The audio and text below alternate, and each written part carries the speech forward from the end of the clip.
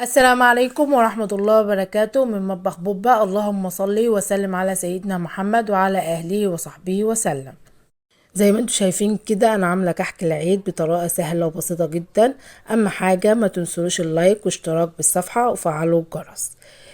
شايفين القرص جميلة ولونها جميل قوي، بتبقى دايبة في البق قوي، بس اهم حاجة تمشوا على المقادير بالظبط تطلع معاكم مظبوط.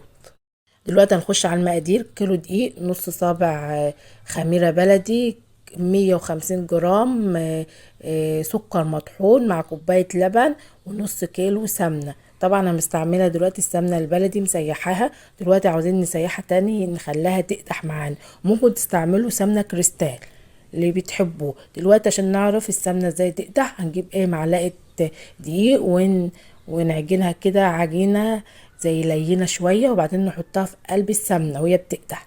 هتشوفوا دلوقتي بالظبط انا بعملها اهو قدامكم خطوة بخطوة. دلوقتي حطيتها في قلب السمنة عشان خاطر اما تقدح هوريكم ازاي تقدح. دلوقتي هنحط اللبن والخميرة والسكر وندوبهم مع بعض. هنجهز اللي احنا هنعجن بيه زي ما انتم شايفين كده حتى اما السمنة تقدح معانا. هندوبهم كويس قوي والسكر والخميرة زي ما انتوا شايفين كده. انا بدوب الخميره كويس قوي عشان خاطر متبقاش مكلكعه وتبقى حلوه. دلوقتي هنجيب كيلو دقيق وننخله. لو مش حابين تنخلوه والدقيق نضيف، بس بفضل ان انتوا تنخلوه. زي ما انتوا شايفين كده انا بعمل كميه بسيطه عشان خاطر متبقاش صعبه عليكم في الاول. وهتطلع بردك 2 كيلو الا ربع بعد السواب. كمية كبيرة بردك وحلوة والطعم خطير. دلوقتي زي ما انتم شايفين كده السمنة قدحت. طبعا قطعة العجينة طلعت فوق وصفار كده، تعرفوا ليه قدحت. اول ما تقدح على طول ننزلها على الدقيق زي ما انتم شايفين كده بالظبط، ونقلبها بمعلقة عشان خاطر ايدينا ما تتحرقش. هنقلبها لحد ما تبرد شويه، وبعد كده نقعد نفركها لحد ما السمنه تشرب الدقيق كله، مبقاش فيه دقيق خالص في قلب الطبق زي ما انتم شايفين كده بالظبط. هنقلبهم كويس قوي. هنقعد نفرك بقى بايدينا عشان خاطر الدقيق يختفي تماما. زي ما انتوا هتشوفوا كده دلوقتي اهو بفركه اهو زي ما انتوا شايفين لحد ما الدقيق يختفي تماما. زي ما انتوا شايفين كده اختفى. بفرك جامد. طبعا اللي عنده عجان يبقى احسن تحطه الكف وخليه يفركه هو كويس قوي. زي ما انتوا شايفين كده فرط يعني بقاش فيه سمن، بقاش فيه دقيق خالص. دلوقتي هننزل طبعا باللبن والخميره والسكر زي ما انتوا شايفين كده، بس ما ننزلش بالكميه كلها، لا شويه بشويه عشان ما يعجنش معانا ونحتاج نحط دقيق تاني. امشوا على المقادير دي بالظبط هتطلع معاكم كحك تحفه بجد تحفه.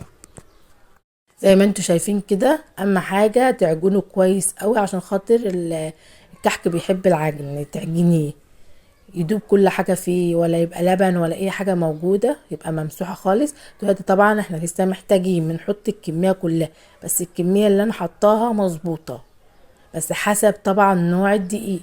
لو حسيت اللي لسه جامد وما عملش النتيجة اللي انت عاوزاه حط شوية لبن زيادة فوق الكمية. بس بجد طعمه كان تحفة. زي ما انتوا شايفين كده لسه فاضل شوية. طبعا تجربوه ازاي تكوروه وتتك على تلاقيه بيفل يعني مفتوح كده. لا حط شوية لبن كمان زي ما انتوا شايفتوا كده. شفتم عمالة اعجن فيه عشان خاطر يتلت معايا. دلوقتي اتلت حلو قوي. حطيت طبعا ريحة الموز الخام اللي هي السايبة. بفضل السايبة عن الجاهزة. السايبة الريحة بتاعتها جميلة جدا ومخلية ريحة الكحك جميل قوي زي ما انتوا شايفين كده.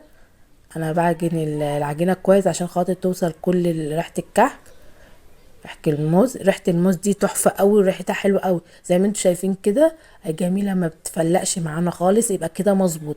طبعا هلمها واخد منها قطعة قطعة اعملها على الطبلية او على الرخامة. طبعا زي ما انتوا شايفين كده انا مقطعه الملبن قطع صغيره على قد القرصه اللي انتوا هتستعملوها. ممكن تستعملوا قرصه كبيره او قرصه صغيره حسب الدوريه اللي انت هتعمليها. زي ما انتوا شايفين كده انا بحط القطعه الملبن في قلب القرصه وبدورها كده تدويره خفيفه زي ما انتوا شايفين بالظبط. انا مش مسرعه الفيديو عشان خاطر تبقى عارفين كل التفاصيل. وادي طبعا ختامة الكحك المشهورة، بس انا جبتها عشان اوريها لكم، بس انا بفضل بنقش منقاش. بس برضك هي جميلة قوي، وبس تحبي تتك عليها، تتك على القرص عشان تطلع الشكل مظبوط بعد السوا ما تروحش. طبعا هي اسرع بكتير من المنقاش، اسرع بكتير قوي، وممكن تنجز معاكي كمية كبيرة جدا، تخلصيها بسرعة جدا احسن من المنقاش نفسها. زي ما انتوا شايفين كده، انا بختم بيها جميلة قوي. بس بتحب اللي انتي تتك عليها قوي، ده اول مرة كنت استعملها، بس بجد بتنجز قوي. دلوقتي انا هوريكم ازاي منقش القرصة بطريقة سهلة جدا. نقشة جنب نقشة، نقشة جنب نقشة، تطلع معاكي مظبوط. اي ناحية بقى طوالي بالدوران. انا مطولة الفيديو دي شوية عشان تعرفوا ازاي. اكتر الناس ما بتعرفش تنقش، بس بجد النقش بالنسبة لي بحبه جدا، بس الحقيقة بياخد وقت جامد. الختامة دي جميلة جدا، بس بقى طبعا لو مش عاملين كمية كبيرة اقعدوا نقشوا وتحسوا كده ببهجة العيد. بجد الكحك دي بهجة وراحة قوي، وتحس بجد بسعادة اما تقعدي كده تعملي كحك العيد، بتعمله غريبة، بتعمله بالدفور، تحس ببهجة العيد. طبعا انا عاملة الغريبة والبدفور، وخشوا شوفوا البدفور جميل جدا وطريقته حلوة قوي. زي ما انتوا شايفين كده النقشة تحفة، زي ما انتوا عاوزين طوال مدور. نقشتها بسيطة قوي وسهلة، وانا بحب النقش قوي يعني. برضك دي دهوت عملت بالخدامة برضك، فعلا جميلة قوي، حبيتها برضك. بتنجز جامد، بس اتكوا عليها اهم حاجة، ما تخافوش اتكوا عليها عشان تطلع النقشة حلوة ومبروزة كده. اما تيجي تسويها تبقى النقشة باينة. زي ما انتوا شايفين كده انا بنقش كذا واحدة. مطورة الفيديو ده قوي، بس حلو بجد، انا ببقى مبسوطة منه قوي وانا بتفرج عليه. نقشة حلوة كده ومش بسرعة الفيديو.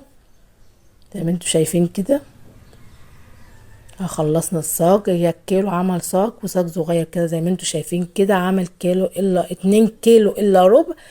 كحك سوا بعد السوا. شايفين المنظر جميل قوي قوي يعني، والطريقة سهلة ومش صعب خالص. جربوها وادعولي، بجد جميلة جدا.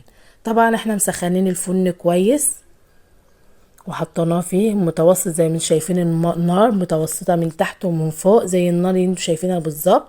طبعا كل شوية بنطلع الصاج ون ونقلبه، نطلع الصاج ونقلبه. فعلا طريقتها سهلة وبسيطة جدا، وتقفلوا الغطا الفرن. شايفين اللون، لونه تحفة، دي اللون المظبوط اللي انا بحبه. شايفين اللون جميل ازاي؟ هو بياخد سوا شوية بس بجد جميل. اهم حاجة ما تعلوش النار عشان خاطر ما يسلقش، يعني يبقى طيب من فوق من جوه عجين. شايفين الشكل تحفة؟ شايفين شكله وطعمه جميل جدا، وبيدوب في البق كده، والطعم تحفة بجد. شكله جميل وكمية حلوة كبيرة. ما تكتريش على نفسك، اعملي كمية كده قد ديت عشان خاطر تفرحي بقى اطفالك وتفرحي بقى نفسك، وتحسي ببهجة العيد كده. واهم حاجة ما تنسوش اللايك واشتراك بالصفحة.